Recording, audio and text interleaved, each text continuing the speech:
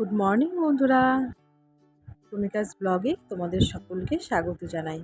তো চলে এলাম সকাল সকাল চা খেতে খেতে পাখিগুলোকে দেখছিলাম। পাখিগুলো বিস্কুট খাচ্ছিল। তো তারপর চলে গেলাম রান্নাঘরে। তো রান্নাঘরে গিয়ে রান্নার সব কিছু রেডি করে নিলাম। তো এদিকে মশলাটাও রেডি করে নিচ্ছি। এখানে লঙ্কা দিয়ে দিয়েছি, ধনে গুঁড়ো, জিরে গুঁড়ো, আদা, টমেটো, এই সব কিছু। তবে জিরে গুঁড়ো আর ধনে গুঁড়োটা কিন্তু আমি বাড়িতেই গুঁড়ো করে রেখেছিলাম। গোটা দোকান থেকে গোটা কিনে বাড়িতেই গুঁড়ো করেছি। এটার টেস্টটা কিন্তু অনেক ভালো হয় প্যাকেটের গুঁড়োর থেকে। তো তোমরা কিন্তু এটা ট্রাই করতে পারো। তারপর এটা আমি ভালো করে পেস্ট করে নেব।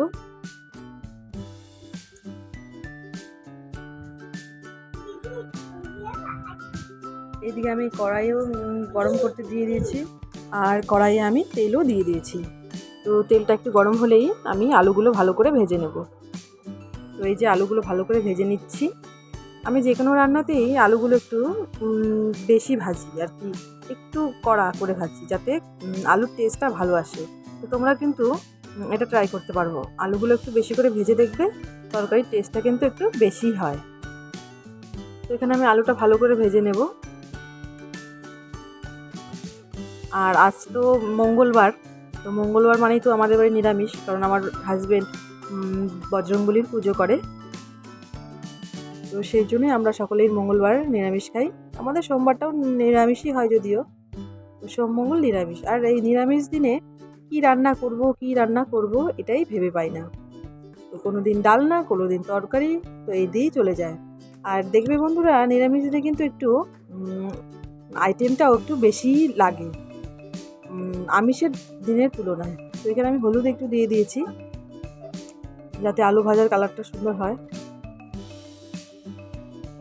আজ আমি যেভাবে সয়াবিনটা রান্না করি, তো সেটাই তোমাদেরকে আমি শেয়ার করব। তো এক একজনের রান্নার স্টাইল তো আলাদা হয়, এক একজন এক এক রকম করে রান্না করে। তো আমি এভাবেই রান্না করি, তো তোমাদের সাথে ভাবলাম একটু শেয়ার করি। তো এই যে আমি এখানে তেলটাও গরম করে নিলাম, আবার সয়াবিনটা ভেজে নেব। তো সয়াবিনটাও আমি একটু কড়া করেই ভাজবো। এখানে হলুদ, লবণ সবই দিয়ে দিলাম তেলে। আলাদা করে আর সয়াবিন আমি মাখাই না, কারণ এটা করলে একটু তাড়াতাড়ি হয়। একই ব্যাপার, এটাতেই আমার মনে হয় সুবিধা। এদিকে আবার ছেলের জন্য আলাদা করে একটু সয়াবিন করে দেবো। ও তো লঙ্কা খায় না, ঝালটা ঠিক খেতে পারে না, তার জন্য ওকে আমি একটু আলাদা করেই করি সব কিছুই। মাছ মাংস হোক বা নিরামিষ হোক, ওর জন্য একটু আলাদা করেই করে দিই।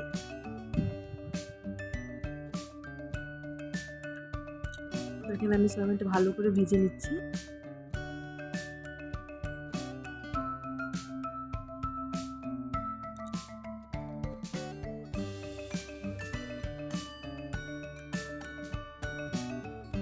এই যে ঠিক এরকম হলেই সয়াবিনটা আমি নামিয়ে দেবো।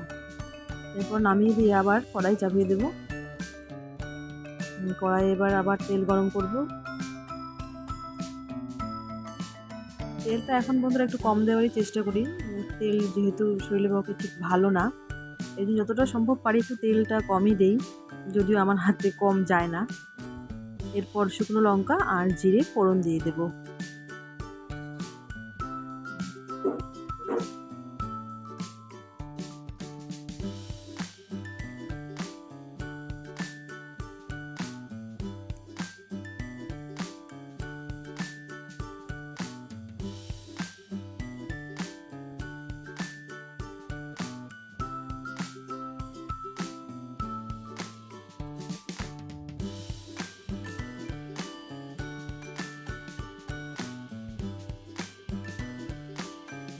এরপর আমি যে আগে থেকে পেস্ট করে রেখেছি মশলাটা, আদা, কাঁচা লঙ্কা, জিরে গুঁড়ো, ধনে গুঁড়ো, টমেটো, সব কিছু একসাথে যেটা পেস্ট করেছিলাম সেটাই আমি এখন এখানে দিয়ে দেবো। ব্যাস, এটা দিয়ে দিলাম। একটু মিক্সিটা একটু ধুয়ে জল যতটুকু থাকবে অতটুকু আমি দিয়ে দেবো। একটু জল দিতে হবে, নাহলে মশলাটা আবার পুড়ে যাবে, ভালোভাবে কষাতে পারবো না। তো বন্ধুরা, তোমাদের আমি আগেই বলেছিলাম আগের ভিডিওতেও, যে মশলার ওপরেই কিন্তু ডিপেন্ড করে তোমার রান্নাটা কতখানি টেস্টি হবে। তো এখানে আমি মশলাটা খুব সুন্দর করে কষে নেব। তবে পোড়াবো না, সুন্দর করে কষিয়ে নেব যাতে উপরে তেলটা ভেসে আসে। মশলা ভালো করে কষালেই কিন্তু রান্নার টেস্টটা পাওয়া যায় ভালো।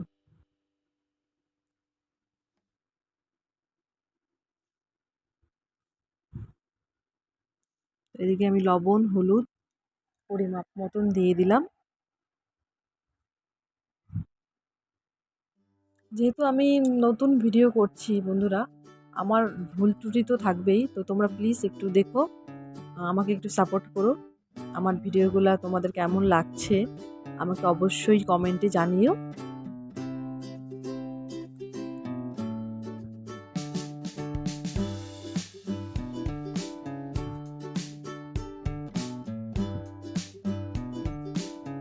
আর তোমাদের আজকে কি কি আইটেম হচ্ছে অবশ্যই আমাকে কিন্তু জানাবে।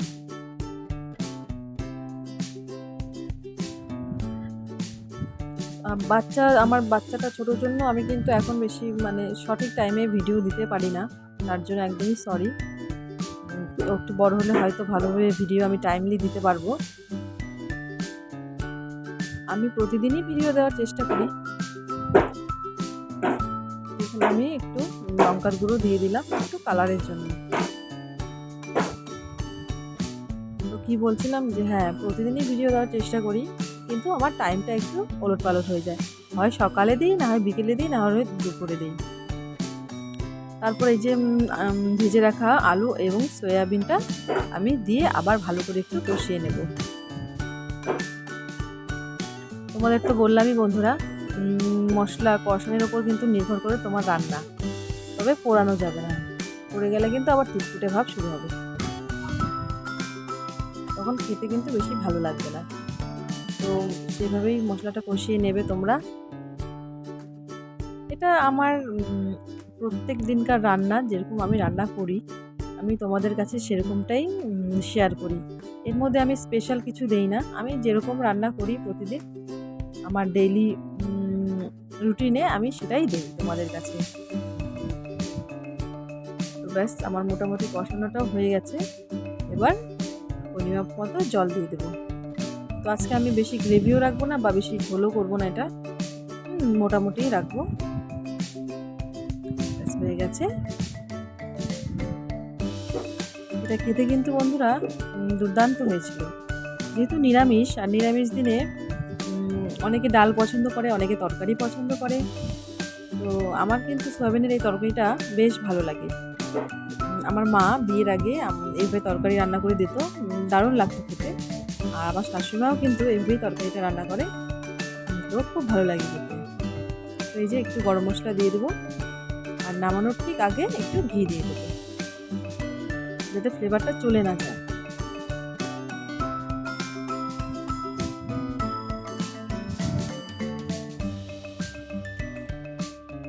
তো ব্যাস, আমার সয়াবিনের তরকারি মোটামুটি রেডি। তো আজ আমি যেই আইটেম রান্না করব বন্ধুরা, আমি কিন্তু সেগুলোই আজকে তোমাদের সাথে শেয়ার করব। যেমন সয়াবিনের তরকারি, একটা ভাজা আছে, সেটা ভিডিওতেই দেখাবো, দেখলেই বুঝতে পারবে। জানি অনেকে নাক শীত করতেও পারে, অনেকে আবার পছন্দ করে, যাই হোক। এরপর তো আজকে আমি যেটাই রান্না করছি না কেন তোমাদের সাথে শেয়ার করব, সেটাই ভিডিও তোমাদের সাথে আমি শেয়ার করব। তো আমি চেষ্টা করব আমার বাড়িতে প্রতিদিন যেটা রান্নাই হয় তো সেটাই তোমাদের সাথে শেয়ার করার। এক এক দিন এক এক রকমের রান্না করব বা করি, তো সেটাই তোমাদের সাথে শেয়ার করব। এদিকে দেখো বন্ধুরা, আমার যে সয়াবিনের তরকারিটা কিন্তু কালারটা খুব সুন্দর হচ্ছে এবং স্মেলটাও খুব সুন্দর আসছে। ব্যাস, হয়ে গেল আমার সয়াবিনের তরকারি। এবার চলে যাব এই যে বললাম একটা ভাজা, এই যে কাঁঠালের বিচি ভাজা। তোমরা কে কে খাও আমাকে একটু জানিও প্লিজ। আর এটা কিন্তু আমার অসম্ভব ভালো লাগে, যাকে বলে। বিয়ের আগে তো বাটিতে নিয়ে বসে বসে টিভি দেখতাম আর খেতাম, তো বিয়ের পরে তো আর হচ্ছে না এসব, তো এটা আমার খুব পছন্দ। কাঁঠালের বীজ ভাজা একদম মচমচে করে ভিজে নেব, একটু লবণ একটু হলুদ দিয়ে, ব্যাস আর কিচ্ছু না। তোমাদের কার কার ভালো লাগে অবশ্যই আমাকে বলো। অনেকে পছন্দ করে না, অনেকে এটা আবার সেদ্ধ খায়, অনেকে আবার কি বলবো বাটা খায়, কিন্তু আমার ভাজাটাই একটু বেশি ভালো লাগে। তো আমি এটাকে ভালো করে লাল লাল করে ভেজে নেব।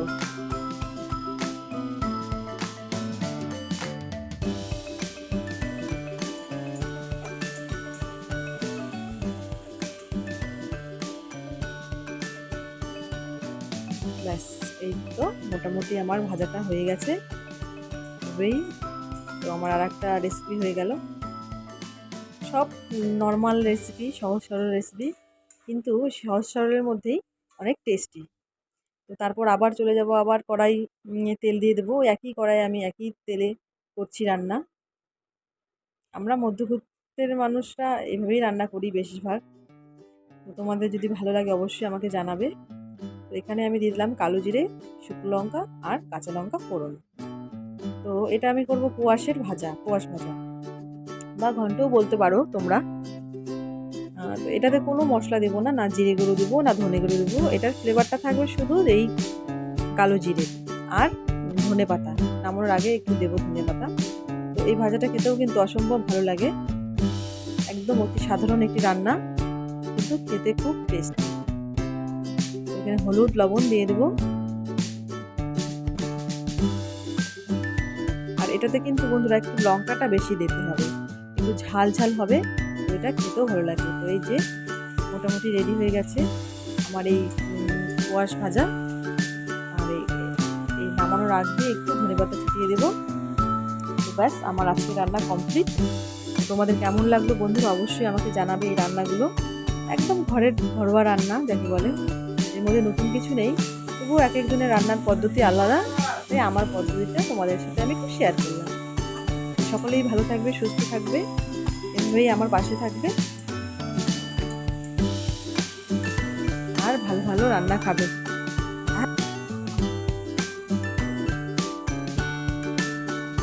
তো আমার চ্যানেলটিকে লাইক, কমেন্ট, সাবস্ক্রাইব করে দেবে।